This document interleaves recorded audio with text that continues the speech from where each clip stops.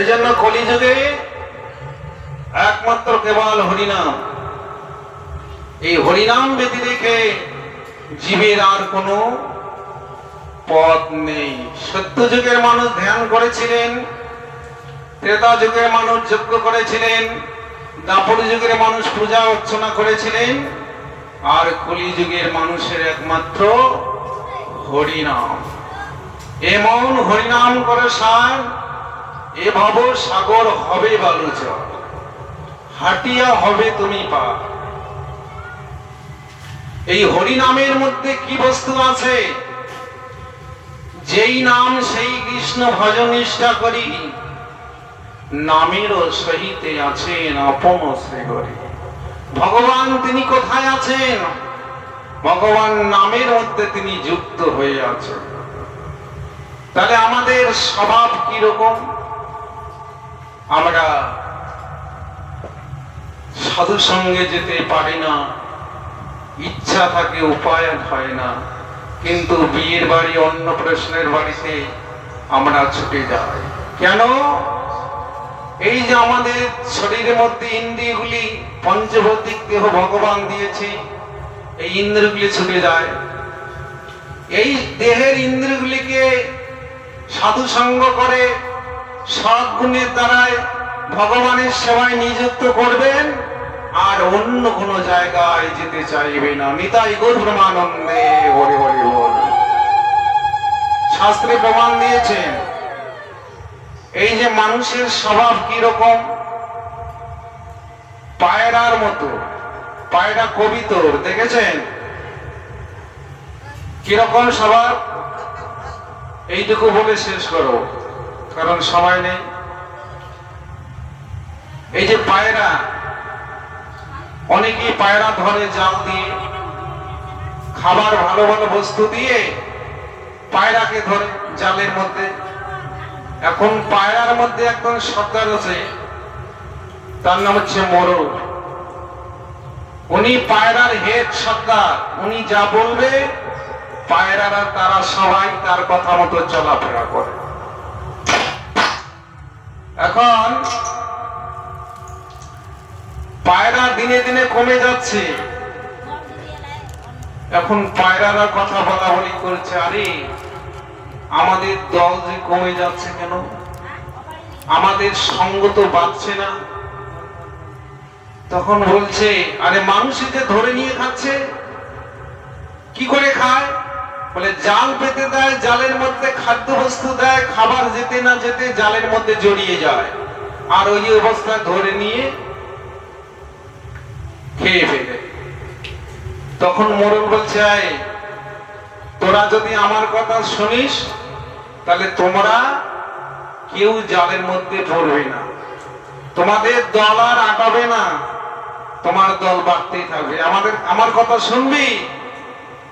তখন সব পায়রা বলছে, হ্যাঁ মোরলজি, আপনি যা বলবেন আমরা সেটা কর্ণপাত করে শুনবো। আমাদের দল কেন কমে যাচ্ছে?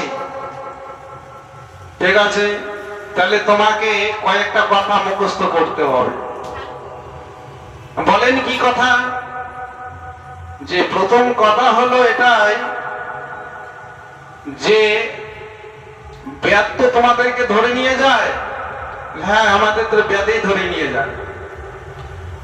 তোমরা এই কথাটা মুখস্থ করো এবং মনে রাখবে। কি কথা? প্রথম কথা হলো ব্যাধের খাবার খাবো না, ব্যাধের জালে। দ্বিতীয় হচ্ছে ব্যাধের জালে বসবো না। তৃতীয় হচ্ছে ব্যাধকে ধরা দিব না। এই তিনটে কথা যদি মনে রাখতে পারেন, তোমাদেরকে কেউ ধরতে পারবে না ব্যাধ। তখন সব পায়রা বলছে, হ্যাঁ মোরলজি, আমরা সবাই মুখস্থ করে রেখেছি, মনেও রেখেছি। ঠিক আছে, তাহলে আজকে থেকে শুরু হলো। যে তিনটা কথা বললাম সবার মনে আছে? হ্যাঁ মনে আছে। পরের দিন সব পায়রা মিলে একটা বিশাল বট গাছের মধ্যে পড়ে আছে।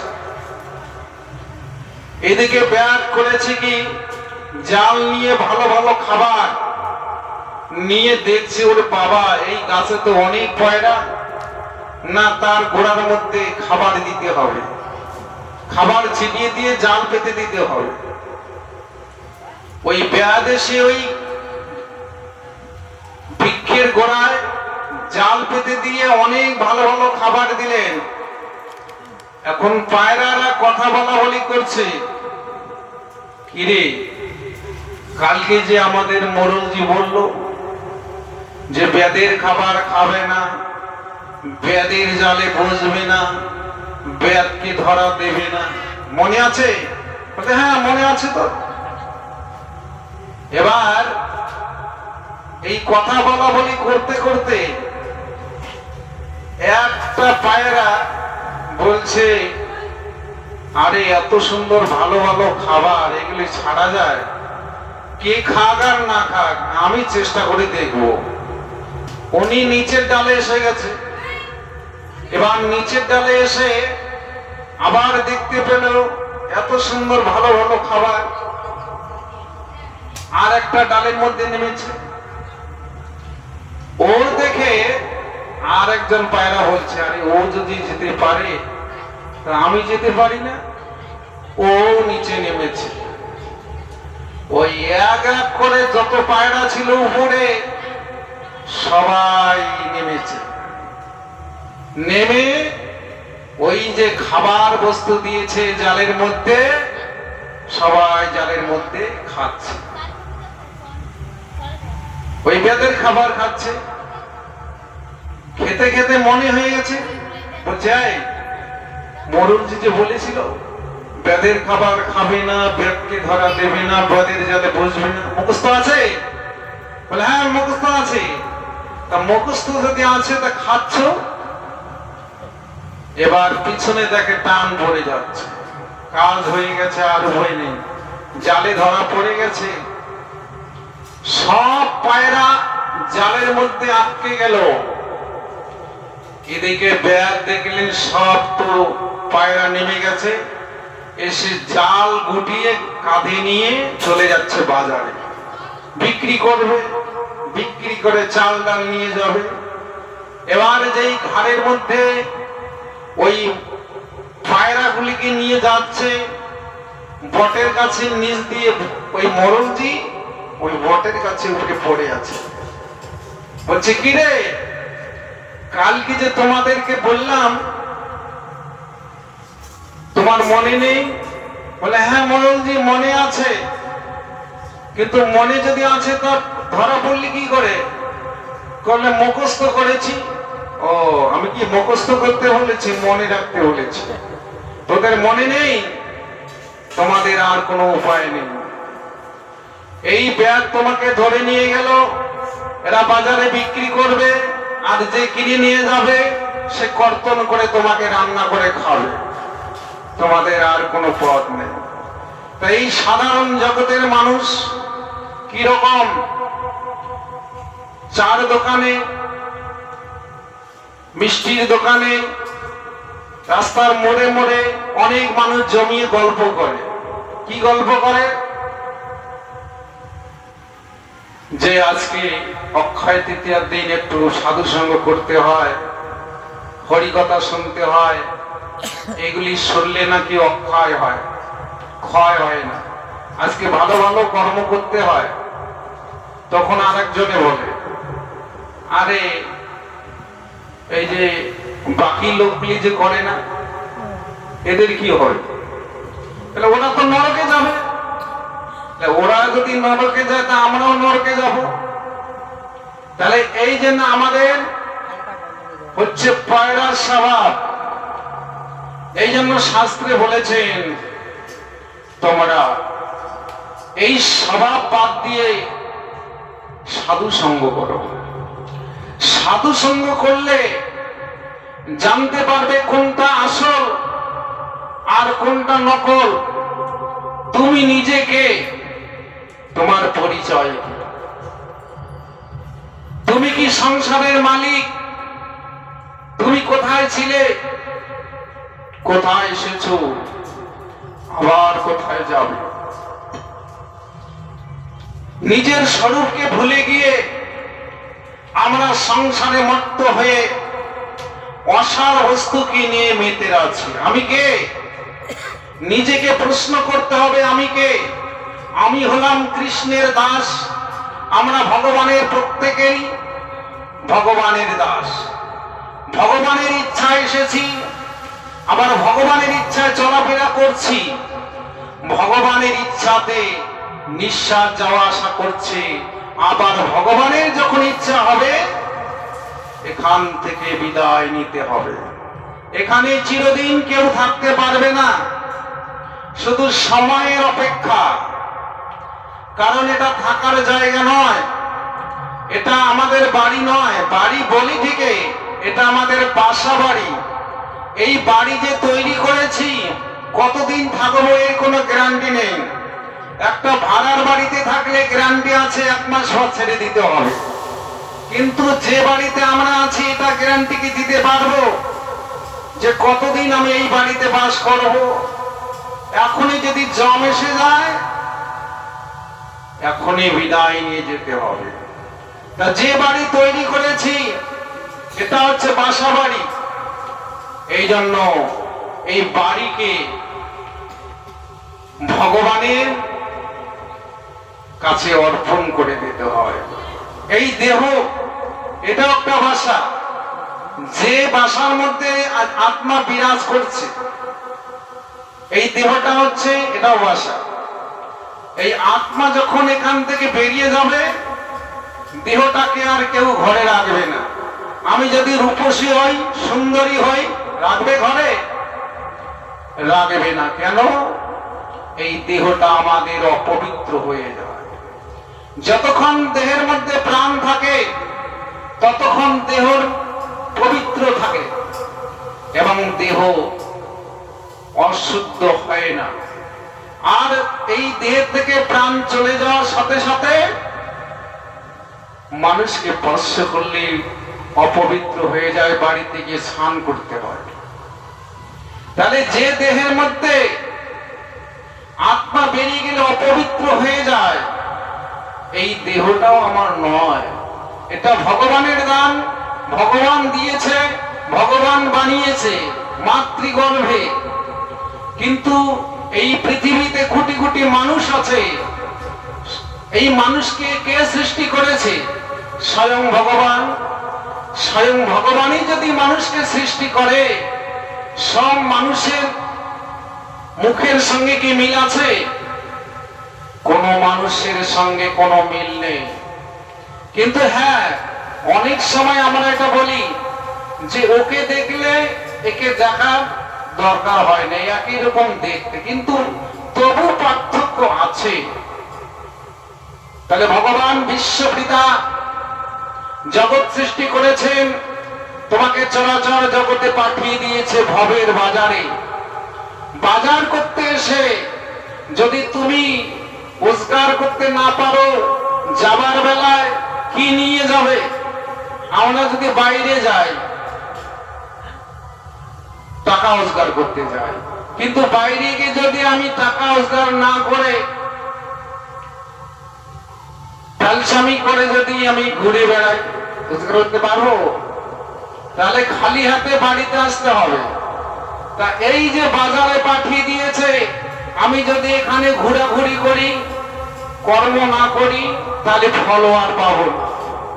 ভগবান পাঠিয়ে দিয়েছে, ওরে জীব, তুমি যদি খারাপ কর্ম করো, আমি তোকে বলবো না কেন করিস।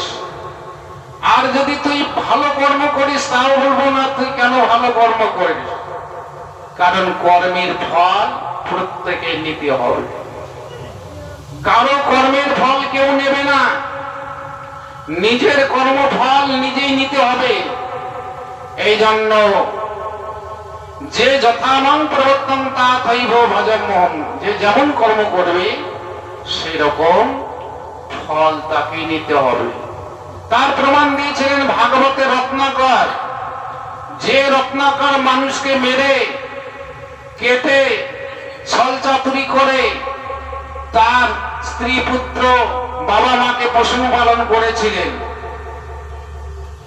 অবশেষে তার পাপের ভাগ কি কেউ নিয়েছিল? তার পাপের ভাগ তার বাবাও নেয়নি, তার মাও নেয়নি, তার স্ত্রীও নেয়নি।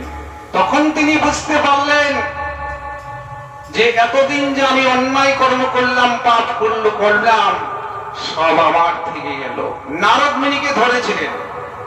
নারদ মুনি তিনি চিন্তা করলেন, এই যে রত্নাকর মানুষকে মেরে খুন করে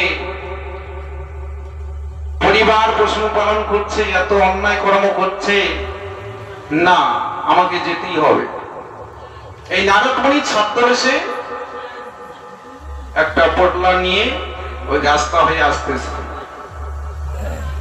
এই নারদ মুনিকে দেখে রত্নাকর সামনে দাঁড়ালেন। সামনে দাঁড়িয়ে বলছে, পটলা দাও। বলছে, ভাই, আচ্ছা তুই যে এত অন্যায় কর্ম করছিস, পাপ হচ্ছে না? আরে দেখ, তোর পাপটা আমি জানি না। মানুষ সংসারের জন্য কি না করতে পারে, চুরি করে, ডাকাতি করে, অন্যায় কর্ম করে। তা আমি তোর পাপটা জানি না, তোর পটলা দে। তখন বলছে, পটলা তো দেব। এই যে তুই এতদিন ধরে পাপ করছিস, এটা কোথায় রাখবি? এর পাপের ভাগ কেউ নেবে? কেন নেবে না? আমার বাবা নেবে, আমার মা নেবে, আমার স্ত্রী নেবে, আমার ছেলে মেয়ে নেবে, সবাই ভাগ নেবে। আর সবাই তো খাচ্ছে। তা তুমি একটু জিজ্ঞাসা করে আসো। না, আমি বাড়িতে জিজ্ঞাসা করতে যাবো আর তুমি এদিকে পালিয়ে যাবে?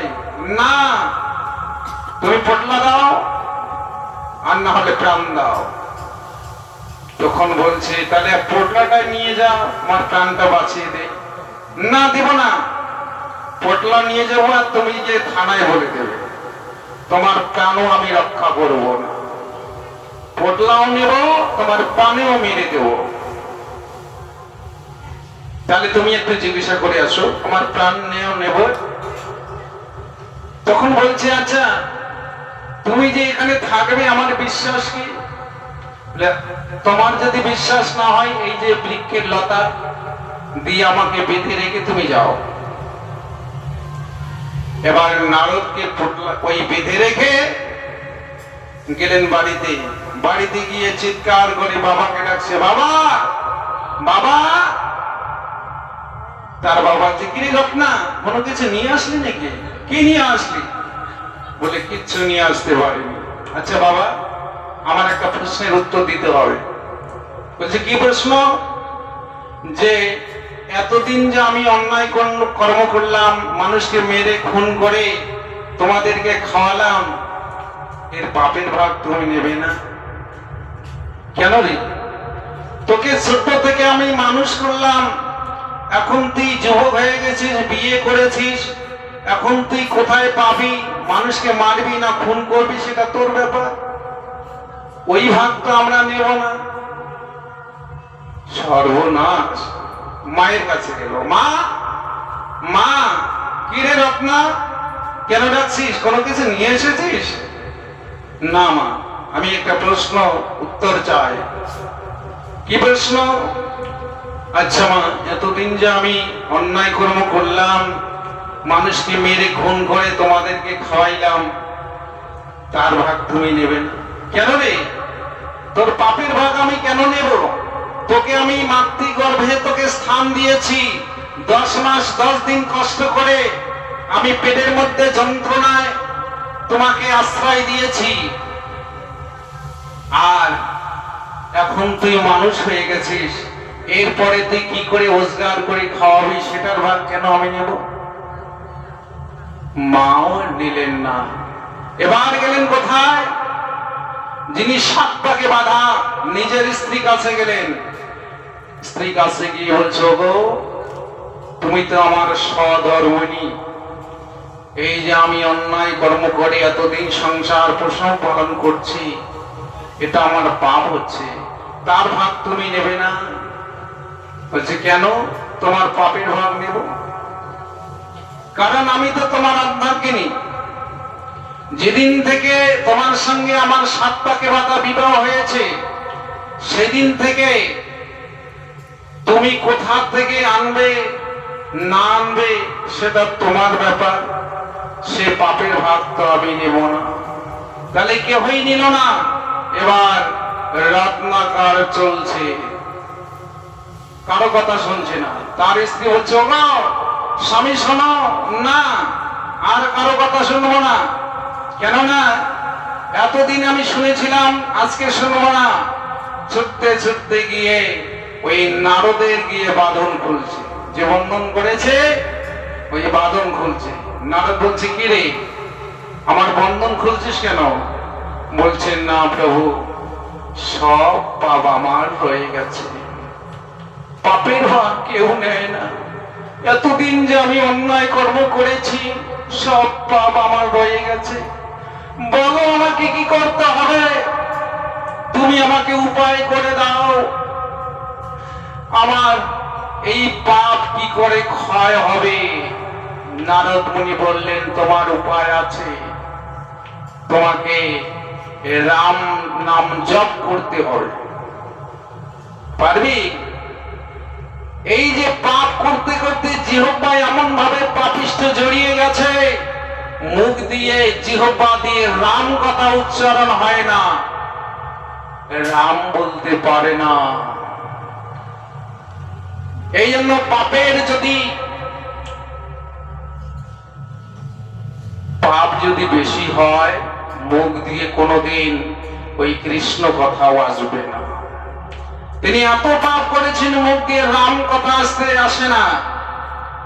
নারদ মুনি তো চালাক, তিনি বলছে যে তাকে তো রাম বলাইতে হবে।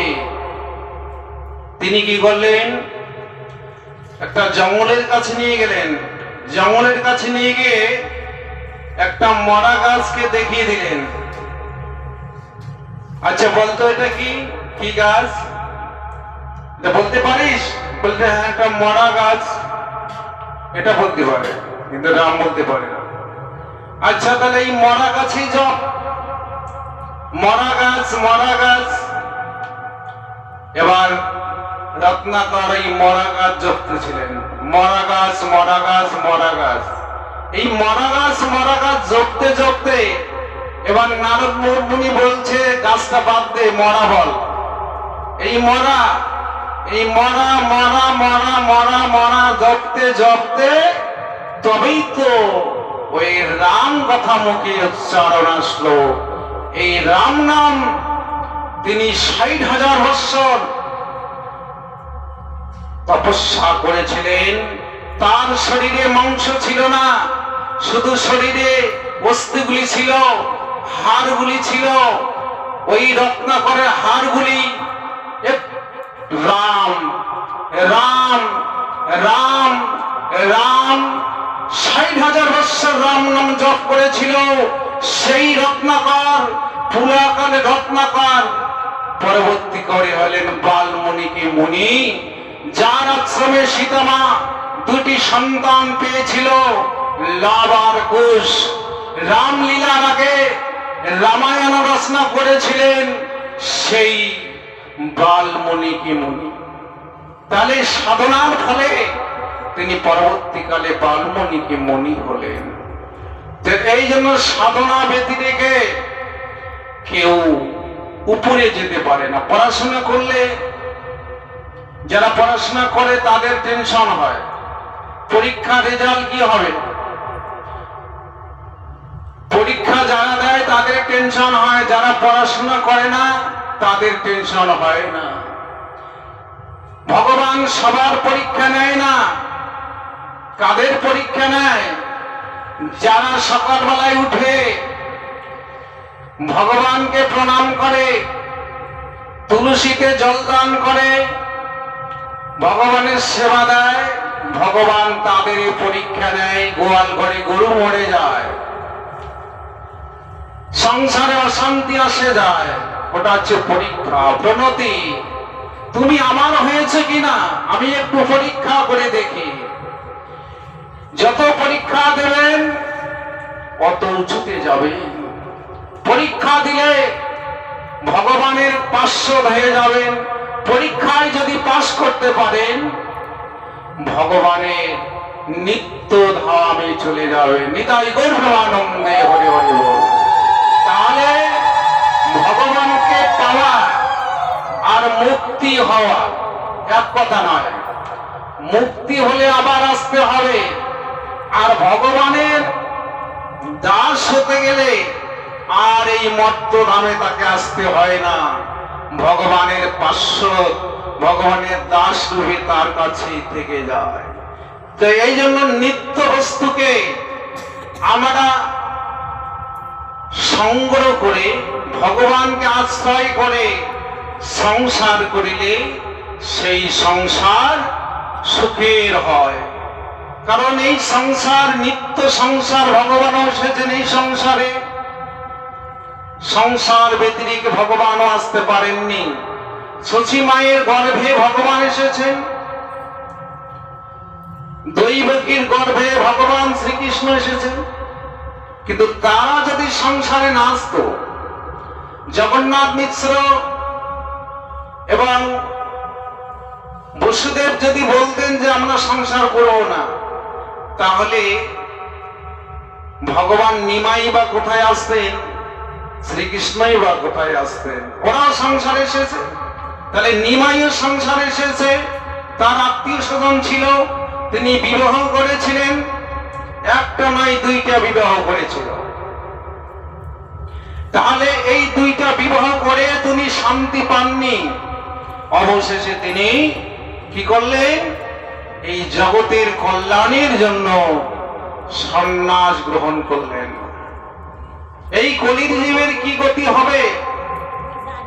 এরা সংসারে ভুলে থেকে এদের জম এসে হাত ধরে জমানায় টেনে নিয়ে যাবে। এদেরকে মুক্তি দিতে গেলে আমাকে সংসার ত্যাগ করে সন্ন্যাস গ্রহণ করতে হবে। চৈতন্য মহাপ্রভু 24 বছর বয়সে তিনি সন্ন্যাস গ্রহণ করলেন জগতের কল্যাণের জন্য। তিনি কৃষ্ণ কৃষ্ণ বলে কাঁদেন। কেন কাঁদেন? নিজে তো স্বয়ং ভগবান, ভগবান হয়ে তার নাম করে তিনি কাঁদছেন। কেন? আমাদের মতো কলিহত জীবের জন্য।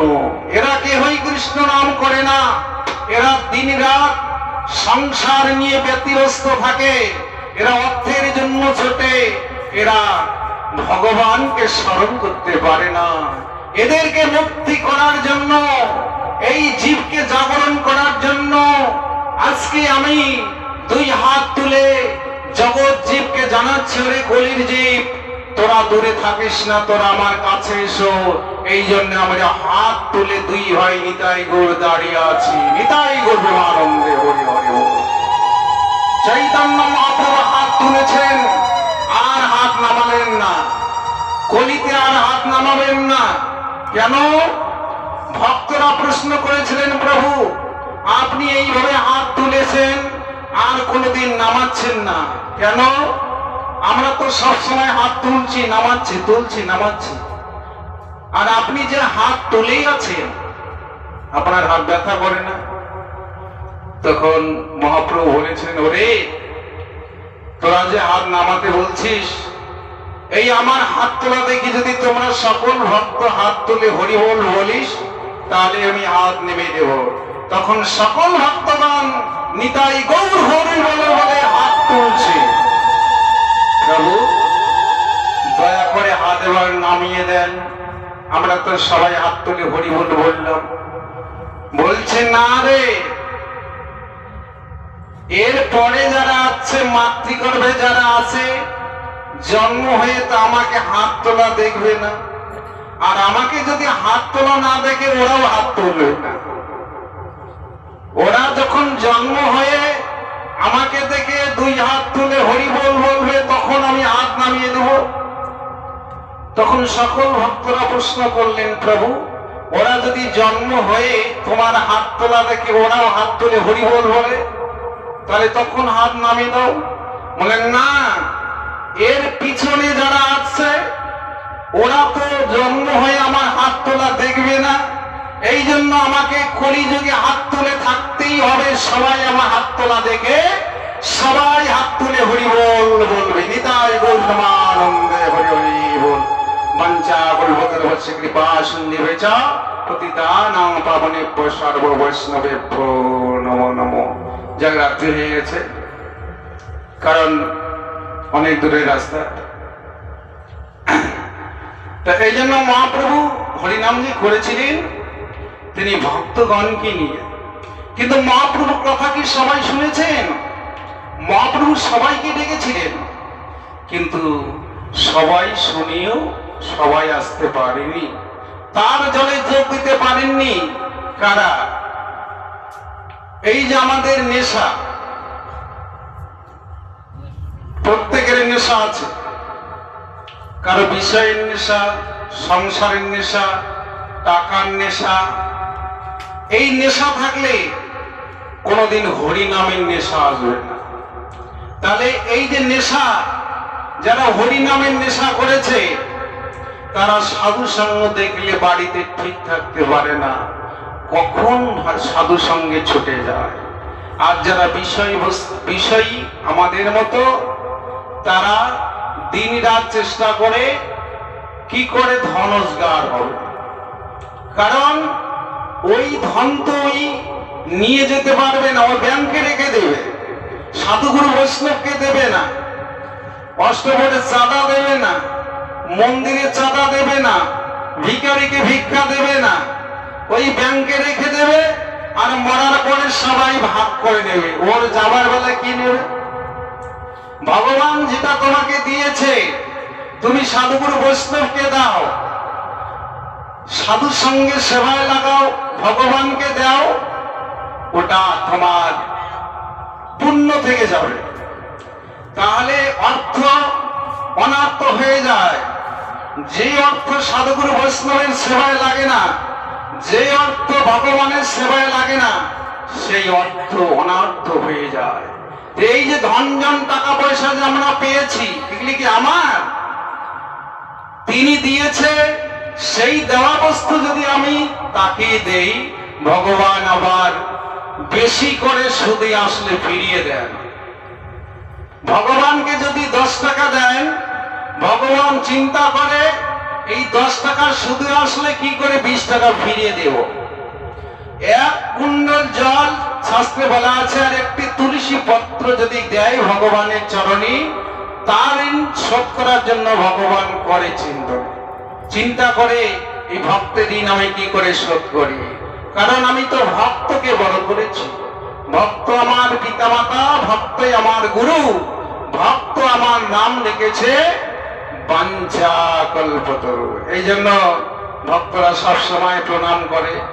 বাঞ্ছা কল্পতরুশ্চ কৃপা সিন্ধুশ্চ পতিতানাং পাবনেভ্যো সর্ব বৈষ্ণবেভ্যো নমো নমঃ। তাহলে এই প্রণাম করে যত বৈষ্ণব আছে পৃথিবীতে, সকল বৈষ্ণবকে প্রণাম করা হয়ে যায়।